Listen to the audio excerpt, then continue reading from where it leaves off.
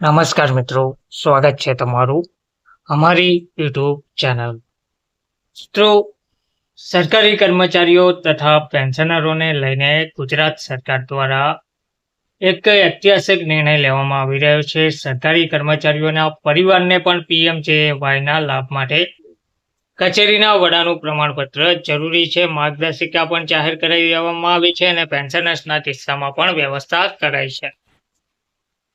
વિગતવાર જોઈએ તો રાજ્ય સરકાર દ્વારા સરકારના અધિકારી, કર્મચારી અને પેન્શનર્સ તેમજ ઓલ ઇન્ડિયા સર્વિસીસ AISના અધિકારીઓ માટે શરૂ કરાયેલી ગુજરાત કર્મયોગી સ્વાસ્થ્ય સુરક્ષા યોજનામાં પીએમજેએવાયમાં યોજના હેઠળ કુટુંબ દીઠ 10 લાખ રૂપિયાની કેશલેસ સારવારની જાહેરાત કરાઈ છે. તેનો લાભ તેમના પરિવારને મળે તે માટે માર્ગદર્શિકા જાહેર કરવામાં આવી છે. આરોગ્ય વિભાગના જણાવ્યા મુજબ પીએમજેએવાયમાં યોજના અંતર્ગત જી કેટેગરીના કાર્ડ દ્વારા કુટુંબ દીઠ 10 લાખ સુધીની કેશલેસ સારવાર માટે પીએમજેએવાય કાર્ડ હોવું જરૂરી છે. આ કાર્ડની ફાળવણી સ્ટેટ હેલ્થ એજન્સીને સોંપાઈ છે.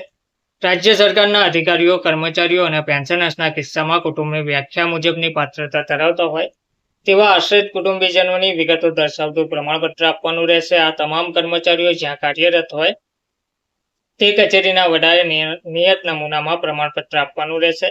AIS અને રાજ્ય સરકારના પેન્શનર્સના કિસ્સામાં પેન્શનર જે જિલ્લા તિજોરી કચેરી, પેટા તિજોરી કચેરી, પેન્શન ચૂકવણી કચેરી ખાતેથી પેન્શન મેળવતા હોય તે જિલ્લાના જિલ્લા તિજોરી અધિકારી, પેટા તિજોરી અધિકારી, પેન્શન ચૂકવણા અધિકારી, પગાર અને હિસાબ અધિકારી દ્વારા અથવા જે કચેરીમાંથી નિવૃત્ત થયા હોય તે કચેરીના વડાએ નિયત નમૂનામાં પ્રમાણપત્ર આપવાનું રહેશે. KYC કરી શકાય તે માટે કુટુંબના દરેક સભ્યનો આધાર નંબર પણ દર્શાવવાનો રહેશે.